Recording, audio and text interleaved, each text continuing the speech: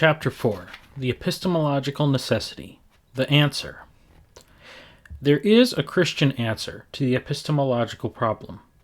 Let us begin by remembering that the High Renaissance had a problem of nature and grace. Their rationalism and humanism had no way to bind nature and grace together. They never achieved an answer to the problem, and the dilemma of the 20th century really springs from this. Rationalistic and humanistic men, brilliant as they were, could never find the way to bind nature and grace together. However, at about the same time, as I have emphasized in my other books, the Reformation was taking place, and the Reformation had no such problem of nature and grace. This is really a tremendous distinction. Nature and grace arose as a problem out of the rationalistic, humanistic Renaissance, and it has never been solved. It is not that Christianity had a tremendous problem at the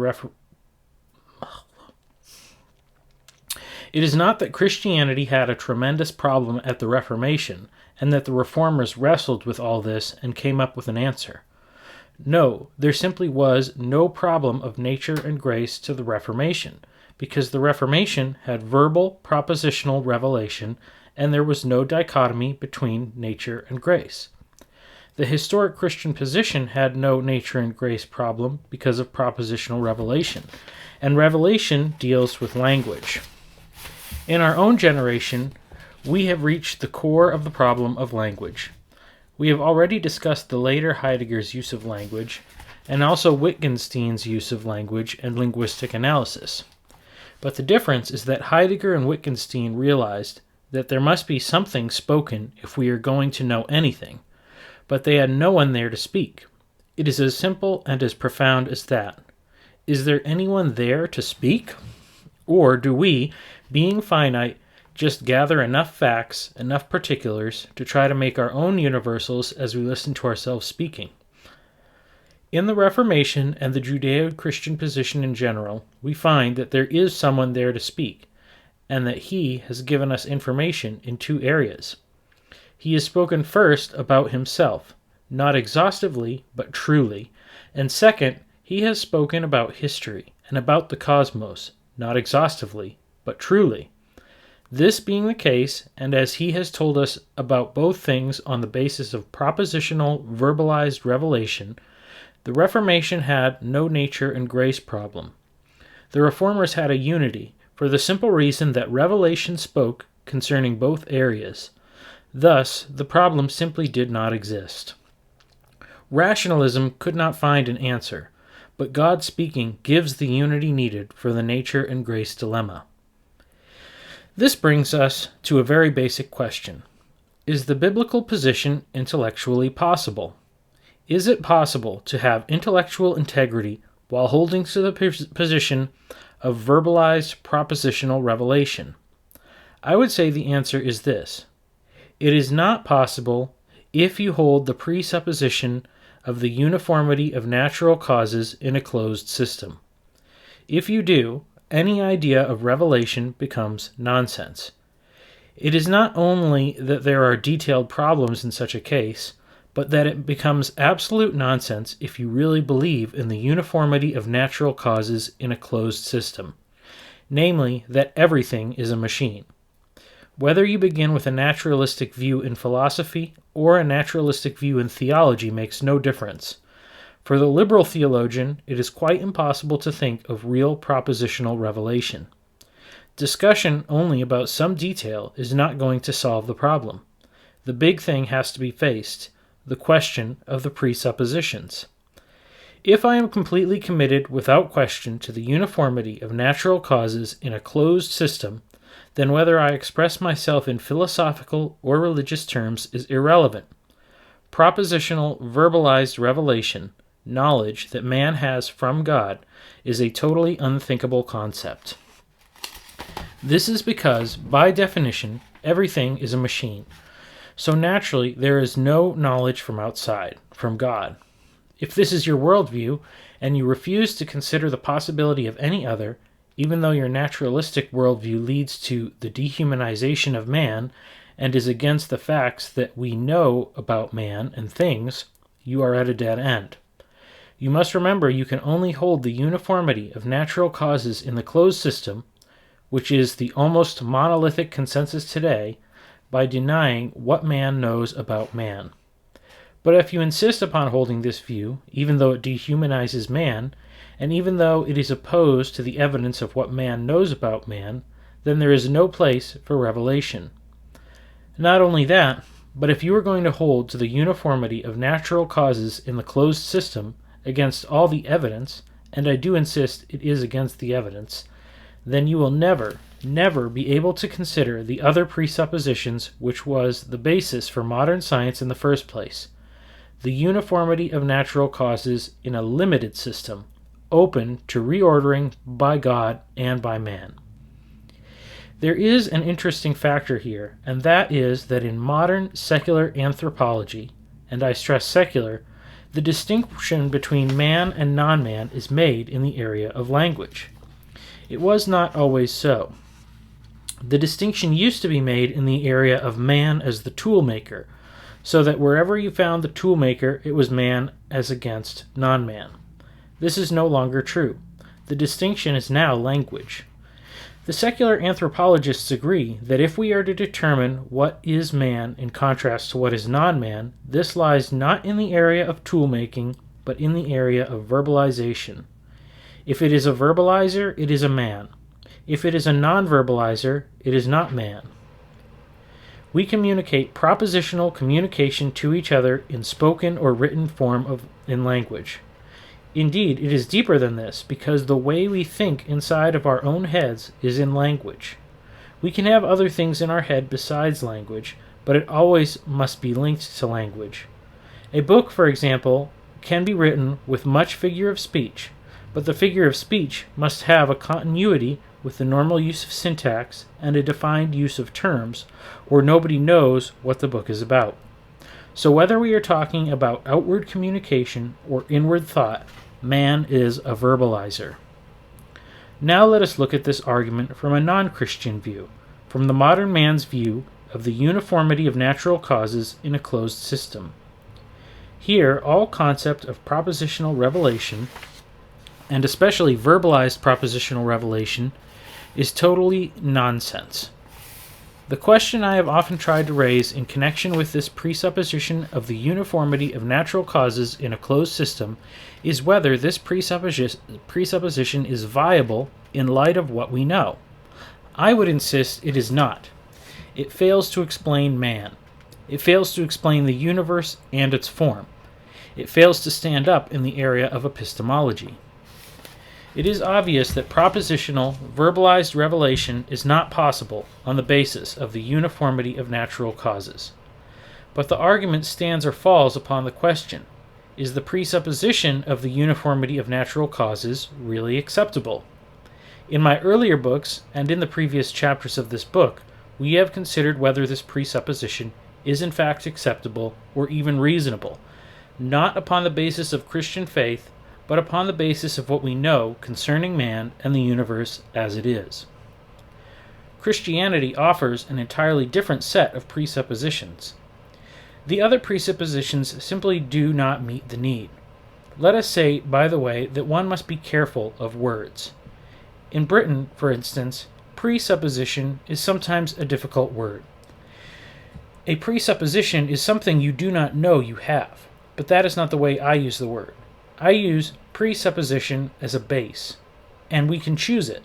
Many people do get their presuppositions from their family or from society without knowing it, but it does not need to be this way. What I urge people to do is to consider the two great presuppositions, the uniformity of natural causes in a closed system, and the uniformity of natural causes in an open system in a limited time span, and to consider which of these fits the facts of what is. Christianity's presupposition begins with a God who is there, who is the infinite personal God, and who made man in his image. He has made man to be a verbalizer in the area of propositions in his horizontal communication to other men. Even secular anthropologists say that somehow or other they do not know why man is a verbalizer. You have something different in man. The Bible says, and the Christian position says, I can tell you why. God is a personal, infinite God. There has always been communication, before the creation of all else, in the Trinity. And God has made man in his own image, and part of making man in his own image is that man is a verbalizer. That stands in the unity of the Christian structure.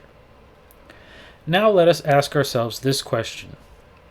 In the Christian structure, would it be unlikely that this personal God who is there and made man in his own image as a verbalizer, in such a way that he can communicate horizontally to other men on the basis of propositions and languages, is it unthinkable or even surprising that this personal God could or would communicate to man on the basis of propositions? The answer is no. I have never met an atheist who thought that this would be regarded as surprising within the Christian structure. Indeed, it is what one would expect. If God had made us to be communicators on the basis of verbalization, and given the possibility of propositional, factual communication with each other, why should we think he would not communicate to us on the basis of verbalization and propositions?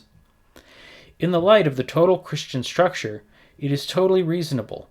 Propositional revelation is not even surprising, let alone unthinkable, within the Christian framework.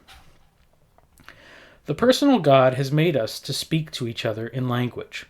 So, if a personal God has made us to be language communicators, and that is obviously what man is, why then should it be surprising to think of him speaking to Paul in Hebrew on the Damascus Road? Why would it be a surprise? Do we think God does not know Hebrew? Equally, if the personal God is a good God, why should it be surprising in communicating to man in a verbalized, propositional, factual way that he should tell us the true truth in all areas concerning which he communicates? It is only surprising if you have been infiltrated by the presuppositions of the uniformity of natural causes in a closed system. Then, of course, it is impossible. But as I have said, it is a question of which of these two sets of presuppositions really and empirically meets the facts as we look about us in the world. What we now find is that the answer rests upon language in Revelation. Christianity has no nature and grace problem, and the reason for this rests upon language in Revelation. The amazing thing is that Heidegger and Wittgenstein, two of the great names in the area of modern epistemology, both understood that the answer must be in the area of language, but they had no one there to speak. Christianity has no problem of nature and grace, but let me add, very gently, Christianity has no problem of epistemology either. Remember, Chapter 3 and the absolute agony of modern man in the area of knowing, in epistemology, the utter blackness of what is involved. To the Christian, there is no problem in the area of epistemology, just as there is no problem in the area of nature and grace. It is not that we happen to have an answer, but rather that there is no problem in the Christian structure. Let us be clear as to why there is no problem of epistemology in the Christian structure. From the Christian viewpoint, we must come back and grasp really deeply what Oppenheimer and Whitehead have said about the birth of modern science. May I remind you of a point I made in an earlier chapter. Whitehead and Oppenheimer said modern science could not have been born except in the milieu of Christianity. Why? In the area of biblical Christianity, Galileo, Copernicus, Kepler, Francis Bacon, all these men, up to Newton, Faraday, and Maxwell, understood that there was a universe because God had made it. And they believed, as Whitehead had so beautifully said, that because God was a reasonable God, one could discern the truth of the universe by reason. So modern science was born. The Greeks had almost all the facts that the early scientists had, but it never turned into a science like modern science. This came, as Whitehead said, out of the fact that these men really were sure that the truth of the universe could be pursued with reason because it had been made by a reasonable God. I do not believe for a moment that if the men back at that point of history had had the philosophy, the epistemology of modern man, there would ever have been modern science. I also think science, as we have known it, is going to die. I think it is going to be reduced to two things: mere technology and another form of sociological manipulation. I do not believe for a moment that science is going to be able to continue with its objectivity once the base that brought forth science has been totally destroyed, and since the hope of positivism as a base has also been destroyed. But one thing I am sure of, and that is that science never would have begun if men had had the uncertainty that modern man has in the area of epistemology. There would have been no way to take with certainty the first steps which the early modern scientists were able to take. Now notice that when we carry this over into epistemology, the position is exactly the same. It was because the infinite personal God who exists, not just an abstraction, made things in correlation that the early scientists had courage to expect to find out the explanation of the universe. The God who is there made the universe with things together in relationships. Indeed, the whole area of science turns upon the fact that he has made a world in which things are made to stand together, that there are relationships between things. So God made the external universe, which makes true science possible. But he also made man and made him to live in that universe. He did not make man to live somewhere else. So we have three things coming together: God, the infinite personal God who made the universe, and man, whom he made to live in that universe, and the Bible, which he has given us to tell us about that universe. Are we surprised that there is a unity between them? Why should we be surprised? So God made the universe. He made man to live in that universe, and he gives us the Bible, the verbalized, propositional, factual revelation, to tell us what we need to know. In the Bible, he not only tells us about morals, which makes possible real morals instead of merely sociological averages, but he gives us comprehension to correlate our knowledge. The reason the Christian has no problem of epistemology is exactly the same as the reason why there is, for the Christian, no problem of nature and grace. The same reasonable God made both things, namely, the known and the knower, the subject and the object, and he put them together. So it is not surprising if there is a correlation between these things. Is that not what you would expect?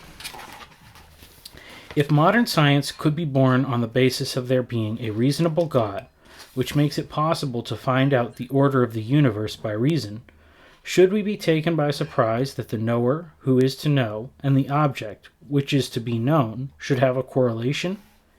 It is exactly what we should expect. Because we have a reasonable God who made them in the first place, there is a reasonable correlation between the subject and the object. In the previous chapter, we saw that the really basic horror of great darkness for modern man is that he cannot have any certainty of the relationship of the subject and the object. But the Christian position starts from another set of presuppositions altogether, that there is a reason for a correlation between the subject and the object. Now, interestingly, this is not against human experience. This is the experience of all men. If it were some mystical religious thing that somebody offers as a leap completely out of reality and with no way to test it objectively, it would indeed be just one more piece of pie in the sky. But it does not matter how thoroughly a man in his philosophy holds a concept of unrelatedness. In reality, he lives as though there is correlation between the subject and the object. Remember Goddard's film, where you may perhaps go out through the windows instead of the doors, but you do not go out through the solid walls. The fact is that if we are going to live in this world at all, we must live in it acting on a correlation of ourselves and the thing that is there, even if we have a philosophy that says there is no correlation. There is no other way to live in this world. Even the person who holds theoretically the most consistent concept of unrelatedness, For example, Hume lives in this world on the basis of his experience that there is a correlation between the subject and the object and cause and effect. He not only lives that way, he has to live that way. There is no other way to live in this world. That is the way the world is made.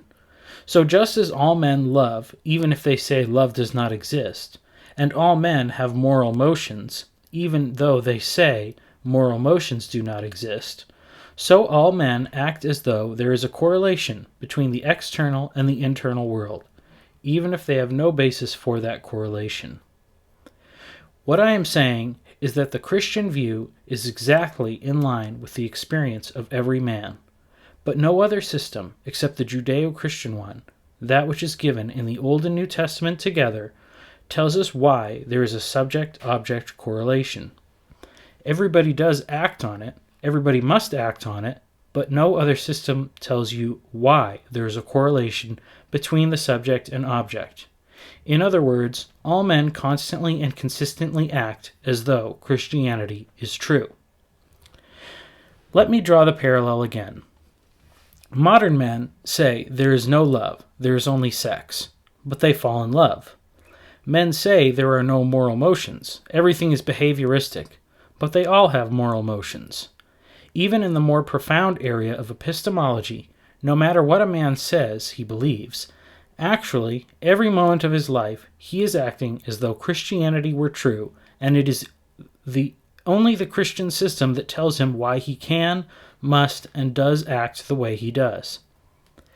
Though man is different from other things, in that man is made in the image of God, and other things are not, he has personality, mannishness, yet nevertheless he is as much a creature as the other things.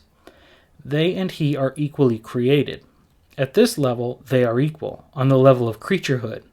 It follows, therefore, that though we are separated from other created things by personality, nevertheless we are fellow creatures in a common world because God made it that way. If you have read my application of this argument to the subject of ecology, pollution and the death of man, the Christian view of ecology, you will remember how I developed this point. In the area of ecology, I argue that because we are fellow creatures, we are to treat the tree, the animal, and the air properly. That, I believe, is the Christian basis of ecology. Now, in epistemology, do you not feel that it is just a step further? In epistemology, this fellow creature is the object and I am the subject. We are both made by the same reasonable God, and hence I can know my fellow creature truly. In ecology, I am to treat it well, according to the way God made it. I am not to exploit it. But it is deeper than this. I am not only to treat it well, but I can know it truly as a fellow creature. In epistemology, we know the thing is there because God made it to be there. It is not an extension of his essence. It is not a dream of God, as much Eastern thinking says things are. It is really there. It has a true objective reality, and we are not surprised to find that there is a correlation between the observer and the observed, because God made them to go together. They are made by the same God in the same frame of reference. God made them together, the subject and the object, the knower and the known, and he made them in the same frame of reference. The Christian does not have a problem with epistemology, and every man lives as though it is true, regardless of what he says in his epistemological theories. The Christian is not surprised that the tree is there, and he is not surprised that he cannot walk through it, because he knows the tree is really there. Now, everybody has to face this truth, whether it is a very intellectual man who might fight the Christian view, or whether it is the very simple one who lives as though the Christian view is true simply because he acts that way without asking any questions. To both of these, the Christian says, "What do you expect?" Naturally, this is the way it is, because the reasonable God made both the subject and object. He makes the subject and he makes the object, and he gives us the Bible to give us knowledge we need about the universe. When Michael Polanyi destroyed positivism so magnificently, as we pointed out in an earlier chapter, modern man was left with only cynicism or some mystical leap. But the Christian is not left with cynicism or a mystical leap in regard to the subject-object relationship, because the same God made them both. Therefore, the correlation between them is not a surprise to the Christian. However, there is a question raised that we must deal with. That is, how do we approach the problem of the accuracy of knowledge? These things relate to language, which introduces the modern subject of semantics and linguistic analysis, not as a philosophy, but as a tool. Linguistic analysis can be, at certain points, a helpful tool if one consciously rejects it as a rationalistic philosophy. Indeed, the subject-object relationship and the problem of language are related in a very real way. Now, we must realize that there are three possible views of language. The first is that because we bring our own backgrounds to every word we use, every sentence we ever say, it means that we cannot communicate at all. Our own backgrounds so mark our words and our phrases that they do not touch the person spoken to. The opposite is that as soon as we use any term in a symbol system of language, everybody has an exhaustive, absolute, and common meaning of that term because we are all using the same words. So here we have these two extreme views, neither adequate. Your terms are so marked by your past experience that they do not touch at all, or else every term automatically has an exhaustive meaning, common to the speaker and the hearer. But obviously neither of these views, these extreme views, is an adequate explanation of what really happens in language. In reality, how do we find that language operates in the world? Surely we find it is like this. Though we do bring our own backgrounds to language, which gives the words a special cast out of our own backgrounds, yet there is also, with reasonable care, enough overlapping on the basis of the external world and the human experience to ensure that we can communicate even though we fall short of an exhaustive meaning of the same word. Our words overlap even while they do not fit completely, and that is the way we all operate in the area of language. The illustration I like to use here concerns the word tea. Tea is a symbol in our English linguistic symbol system representing a real identifiable object. But my wife was born in China, and her first experience of the thing which TEA represents in our linguistic symbol system was in Chinese homes. There, the Chinese taught her something that she remembers to this day, that the way to drink tea is to drink it from a bowl with a mouthful of rice, which you pack into one cheek. In fact, you learn to drink the tea around the rice without touching or disturbing it. To her, that is all bound up in her word tea. But for me, tea begins with my mother and me in Germantown, Philadelphia, making tea in a way I would not make it today, with an aluminum tea caddy that you put into the water. These things mark the word tea to both of us. But do you think for a moment that because we have these different connotations, these different shadows of the word tea, that I cannot say to my wife, "Dear, will you please bring me a pot of tea," and I do not get a pot of tea? Do you understand what I have said? If you are wrestling with semantics and linguistic analysis, you need to understand this. Keep away from the two extremes. Recognize that there are overlaps in our external world and in our common human experience. This is true with language, and we must also realize it is true with knowing. We do not have to choose between the two extremes, either in language or epistemology. We can know truly without knowing exhaustively. As long as the thing is there, and I am in there in correlation with that other thing, I do not have to know it exhaustively. After all, this does not surprise us because we come down to the fact that nobody knows anything exhaustively except God. Nobody. We notice that, just in the area of language, we do not need to have exhaustive knowledge of a thing in order to know truly, as long as it is there, I am there, and we have sufficient correlation together. In the Christian background, we are all creatures of God, and we live in His world. When we use words, we do not exhaust them, even words like house or dog. These are not exhausted between one person and another, and yet Though they have personal overtones, we can communicate in an accurate, if not an exhaustive way. We should not be surprised if the same thing is true in our knowing, not in hearing a spoken word, but in the subject-object relationship. We are not surprised if we do not know the object exhaustively, but neither are we surprised if we can find that we can know it truly. If the same reasonable God made both the subject and the object, we are not surprised that there is a correlation between them. So we have seen why Christianity has no problem of epistemology. In past ages, when people were working on a Christian base, epistemology was never discussed with the awful tension which surrounds it today. Men studied many of these questions and the details of them, but there was none of the dilemma that is so common today. The reason for the modern dilemma is that men have moved from uniformity of natural causes in an open system, open to reordering by God and man, into the uniformity of natural causes in a closed system. With that, epistemology dies, but on a Christian basis, there is no problem.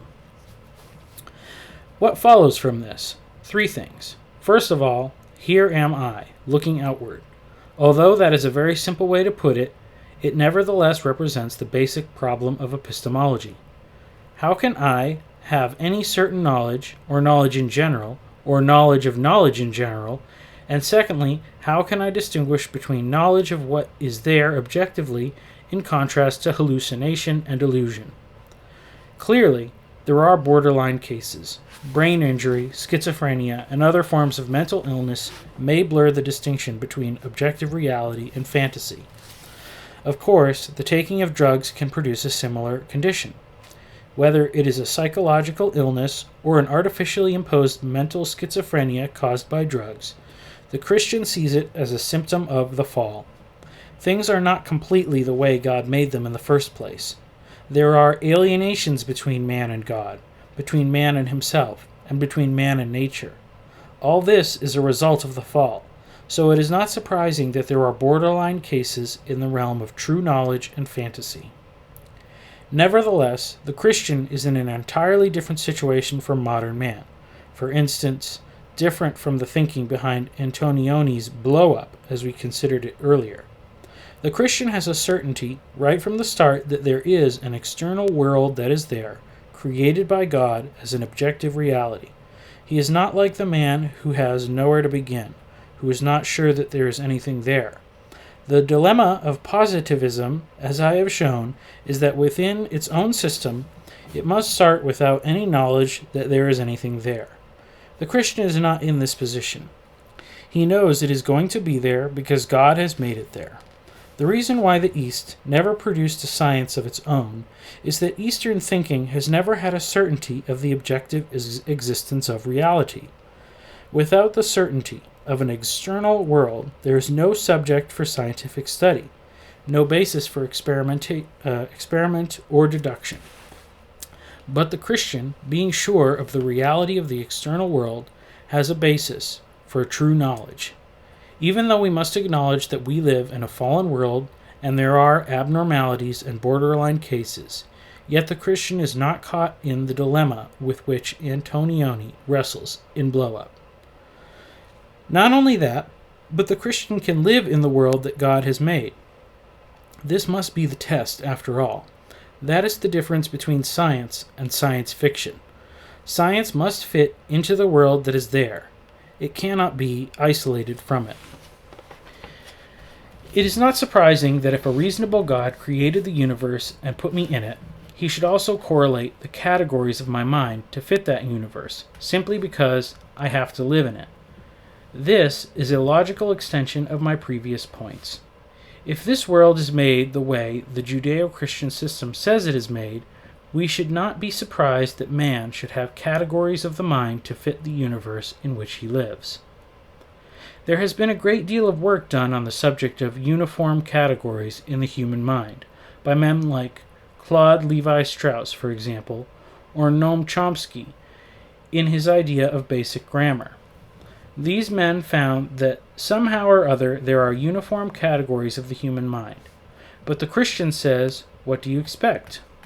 The personal, infinite God who has made the world and has put me into it is naturally going to make the categories of mind to fit the place where he put me. Let us bring this over into the physical world. I have a lung system, and the lung system conforms to the Earth's atmosphere in which I live. It would not fit Venus or Mars, and it does not fit the moon, but it fits my own environment. Why does it fit the world in which I live? It is not surprising that my lung system is in correlation to the world's atmosphere, for the same reasonable God made both my lung system and the atmosphere, and he put me in this world. So we should expect a correlation between my lung system and the atmosphere in which I live. Going back to the area of epistemology, there is no surprise that God has given me a correlation between the categories of my mind and the world in which I live. Thus, in the matter of knowledge, if a reasonable God made the world and has also made me, we are not surprised if he made the categories of the human mind to fit into the categories of the external world. Both are his creation. There are categories in the external world, and there are categories of my mind. Should I be surprised if they fit? This, of course, is very different from positivism, which has nothing in its system to explain why anything is there. As I said previously, positivism of all forms died because the word data can only be a faith word to positivism. There is nothing inherent in the system to explain why data would be there. It is exactly opposite to the Christian position. Let us notice another element in the biblical position of this matter of categories. The Bible teaches in two different ways. First, it teaches certain things in didactic statements, in verbalizations, and propositions. For example, it teaches me the principles we have been dealing with in this book. Second, the Bible teaches by showing how God works in the world that he himself made. We should read the Bible for various reasons. It should be read for facts, and it should also be read devotionally. But reading the Bible every day of one's life does something else. It gives one a different mentality. In the modern world, we are surrounded by the mentality of the uniformity of natural causes in a closed system. But as we read the Bible, it gives us a different mentality.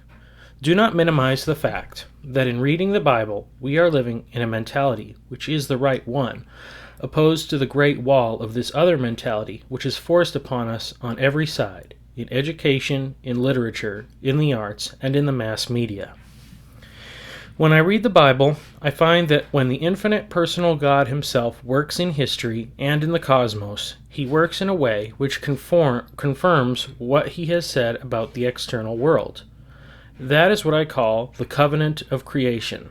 What he does never violates what he tells us. When God works in the flow of history, he works consistently with the way he says the external world is. The universal working into the particulars defines and confirms what he says the particulars are. So in the Bible we have two things. We have the didactic teaching of the Scripture, and we also have that which makes us say, yes, God's works that way. This is a profound concept indeed. There are miracles in the Bible, but the great stretch of the Bible is not made up of miracles. There are unusual happenings, and that is why we call them miracles. Usually we find God working in the world within the natural laws of the world as he made it. The Red Sea is pushed back. He uses the east wind. Jesus cooked a fish, and there was a fire to cook it on. Certainly these are miracles, but for the most part, God acts in the world in a way that confirms both my observations of the world and also the way God says it is in the didactic portions of the Bible. These two eyes which the Bible gives us to look through always agree perfectly.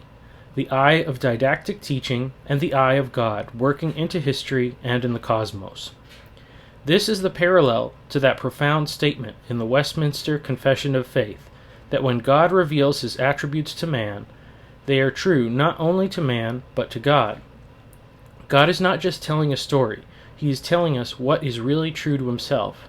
What he tells us is not exhaustive, because we are finite, and we know nothing in an exhaustive way. We cannot even communicate with each other exhaustively, because we are finite. But he tells us truly, even the great truth about himself. He is not playing games with us. On the same basis, we find that science need not be a game. At times today, it seems science is becoming a game. As I have said, I do not believe for a moment that science, which has given up the base which began it, and now has lost its positivism as well, can continue in a really objective way. Science becomes a game in two different ways. With many a scientist, science becomes a kind of gamesmanship. He is playing a complicated game within a very limited area so that he never has to think of the real problems or of meaning. There is many a scientist in his laboratory who has shut himself up to the reading on the dials, and the specimen all but disappears. This is another bourgeoisie gamesmanship, like a rich playboy skiing downhill, watching only the second hand on his watch. But for the Christian, the world has meaning. It has objective reality. Science is not a game. The second, and more terrifying way, I think, is the headlong rush towards sociological science. Because men have lost the objective basis for certainty of knowledge in the areas in which they are working, more and more we are going to find them manipulating science according to their own sociological or political desires rather than standing upon concrete objectivity. We are going to find increasingly what I would call sociological science, where men manipulate the scientific facts. Carl Sagan, professor of astronomy and space science at Cornell University, demonstrates that the concept of a manipulated science is not far-fetched. He mixes science and science fiction constantly. He is a true follower of Edgar Rice Burroughs, 1875 to 1950. The media gives him much TV prime time and much space in the press and magazine coverage, and the United States government spent millions of dollars in the special equipment which was included in the equipment of the Mars probe, at his instigation, to give support to his obsessive certainty that life would be found on Mars, or that even large-sized life would be found there. With Carl Sagan, the line concerning objective science is blurred, and the media spreads his mixture of science and science fiction out to the public as exciting fact. The loss of the certainty of objectivity is a serious thing to the scientist, just as it is for the drug addict. We can see it in the drug addict. He has lost the distinction between reality and fantasy. The objectivity is gone. But the scientist can be in the same place. If he loses the epistemological base, he too is in a serious position. What does science mean once you are no longer sure of the objectivity of the thing, or you are no longer on an epistemological base which gives the certainty of a correlation between the subject and the object, or a clear base for the difference between reality and fantasy? But the Christian has a reason as to why he expects to touch the real, to find out about it, and distinguish the real from the non-real, just as the early scientists did. This is where we stand. When the Christian does reach out without cynicism in the area of knowing, the external world really is there. Why? Because God made it to be there, and he made a correlation between the subject and the object. The above concerns me, looking outward. The second result of the Christian view of epistemology concerns others looking at me, what I am, the inward reality of my thought world, in contrast to what I see to be from the viewpoint of others. This is a serious problem for many modern people. They are always trying to know each other, and all they find is a facade. How do you get behind this? How do you get behind to the real person who is there? The Christian does not have to choose between knowing the external or inward worlds totally, or not knowing them at all. I must not expect to know this other man perfectly, because I am finite. But I may expect what I do know to fit together, because after all, the same one has made it all. The strength of the Christian system, the acid test of it, is that everything fits under the apex of the existing, infinite personal God, and it is the only system in the world where this is true. No other system has an apex under which everything fits. That is why I am a Christian and no longer an agnostic. In all other systems, something sticks out, something cannot be included, and it has to be mutilated or ignored. But without losing his own integrity, the Christian can see everything fitting into place beneath the Christian apex of the existence of the infinite personal God who is there.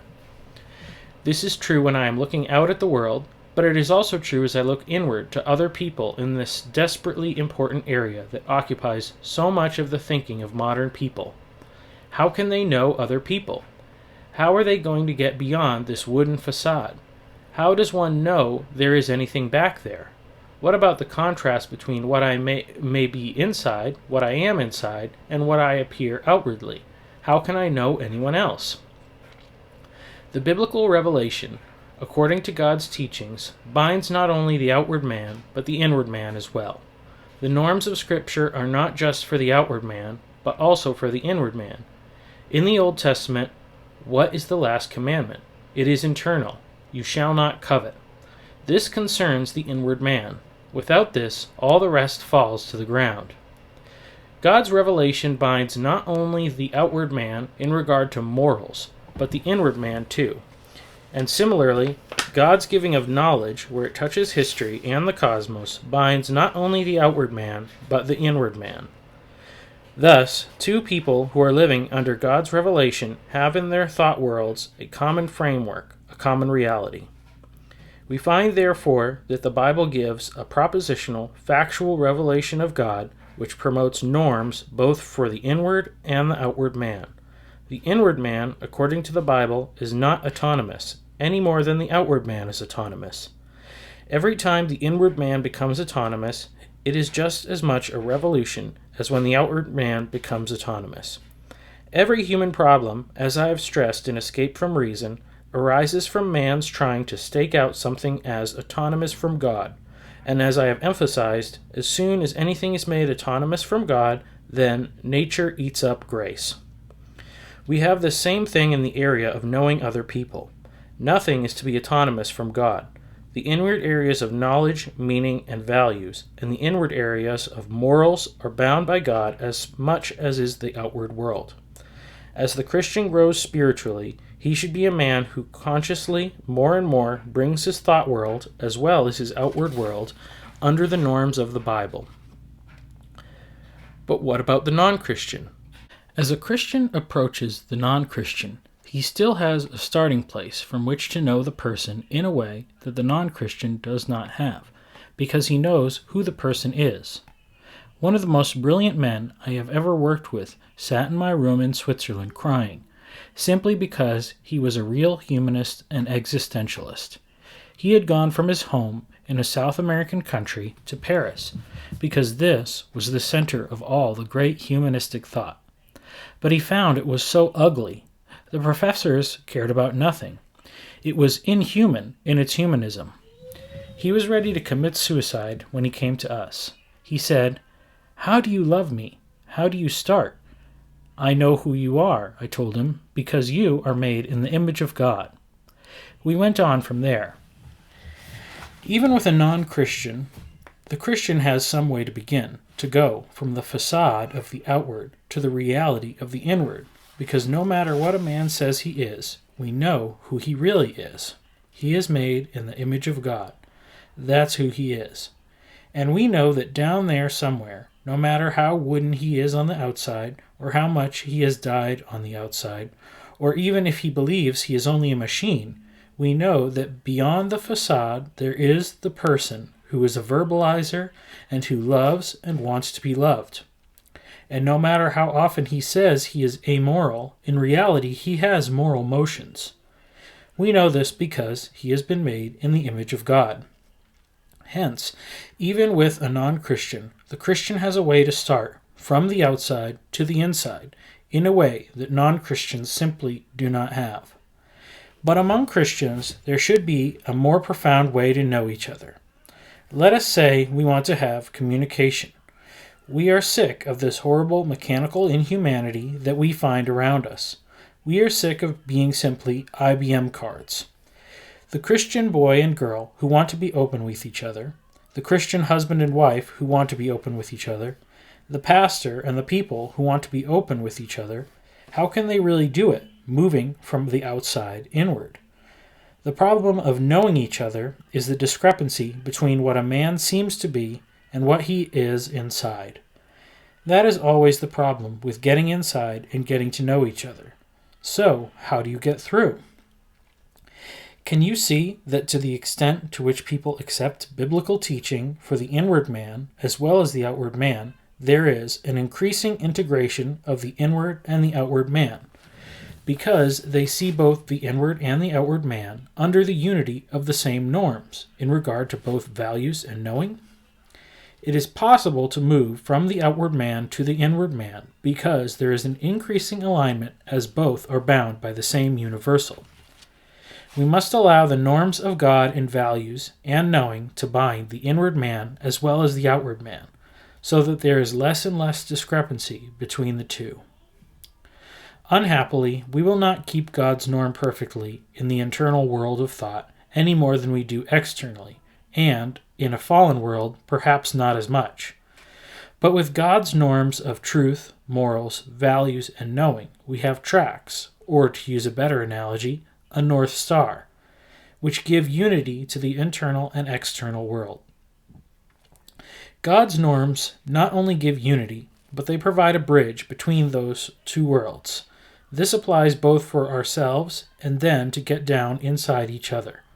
When we step from the external to the internal world of thought, we are not on a sea without a shore, either in regard to ourselves or in regard to the woman or the man who stands before us. For those who are walking through the swamps of this present generation, this is beauty. As this is understood, suddenly the inward man is no longer autonomous, and there is a bringing together of the particulars about the inward man and the outward man under the same universal. And with this unity, thank God, we can really begin to get inside each other. This too ought to be part of salvation, of the continuing work of Christ in the Christian's life. It is the loss of this that has deprived this poor generation of real human communication.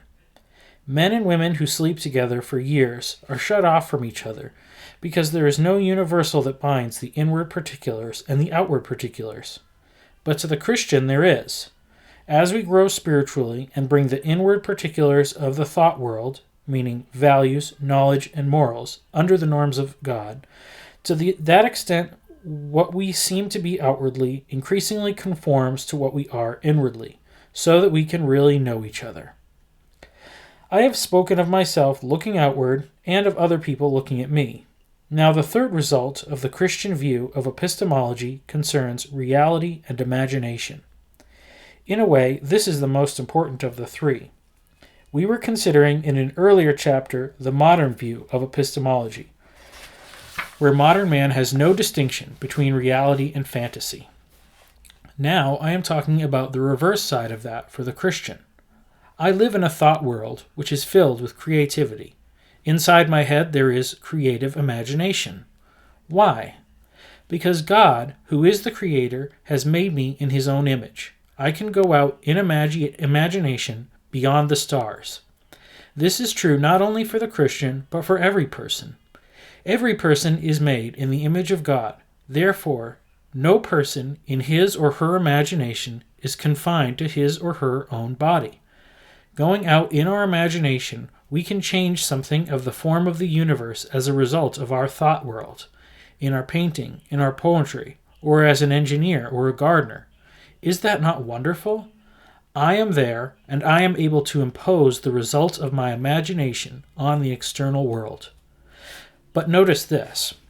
Being a Christian and knowing God has made the external world, I know that there is an objective external reality and that there is that which is imaginary. I am not uncertain that there is an external reality which is distinct from my imagination. The Christian is free to fly, because he has a base upon which he need not be confused between his fantasy and the reality which God has made. We are free to say, this is imagination. Is it not marvelous to be a painter and make things a little different from nature? Not just to photograph nature, but to make things a little different? Is it not wonderful to be made in the image of God and to be able to use our creativity in this way? As a Christian, I have the epistemology that enables me not to get confused between what I think and what is objectively real. The modern generation does not have this, and this is the reason why some young people are all torn up in these areas. but Christians should not be torn up here. Thus, the Christian may have fantasy and imagination without being threatened. Modern man cannot have daydreams and fantasy without being threatened. The Christian should be the person who is alive, whose imagination absolutely boils, which moves, which produces something a bit different from God's world, because God made us to be creative. In conclusion, we see three interrelated results of the Christian's view of epistemology. First, as I look out to the external world, to the world of relationships, in the subject-object relationship. Second, as other people look to me and I look to other people, as I want to know and understand another person. And third, to the internal world of my thoughts, fantasies, and imaginations. I look outward and I understand why there is a subject-object relationship. I look at another man, a non-Christian, and I know he is made in the image of God. As Christians allow the norms of Scripture more and more to bring together the inward and the outward man, we can know each other in greater and greater beauty and greater depth. And because he is not threatened by the difference between reality and fantasy, the Christian should be the man with the flaming imagination and the beauty of creativity. All of these things are ours. The modern alienation in the area of epistemology can make each of these three areas literally into a thing of black horror. The loss of the reality of the subject-object relationship, the difficulty of people getting to know each other, and the awful nightmare of the confusion between reality and fantasy. Modern epistemology leads to these three terrors. But under the unity of the apex of the infinite personal God, in all of these areas we can have meaning, we can have reality, and we can have beauty. It is truth, but also beauty. Because man revolted against God and tried to stand autonomous, the great alienation is in the area of man's separation from God. When that happened, then everything else went too. This autonomy is carried over into the very basic area of epistemology, of knowing, so that man is not only divided from other men in the area of knowing, he is divided from himself. If there are no common categories between the internal fantasy and the external world, man is divided and feels alienated from himself. He has no universals to cover the particulars in his own life. He is one thing inside and another thing outside. Then he begins to scream, "Who am I?" Does that sound familiar to any of you who do Christian work today? At L'Abri, we have youngsters come from the ends of the earth and say, "I have come to try to find out who I am." It is not just some psychological thing, as we usually think of psychological. It is basically epistemological. Man's attempted autonomy has robbed him of reality. He has nothing to be sure of when his imagination soars beyond the stars, if there is nothing to guarantee a distinction between reality and fantasy. But on the basis of the Christian epistemology, this confusion is ended, the alienation is healed. This is the heart of the problem of knowing, and it is not solved until our knowledge fits under the apex of the infinite personal triune God who is there and who is not silent. When it does, and only when it does, there simply is no problem in the area of epistemology.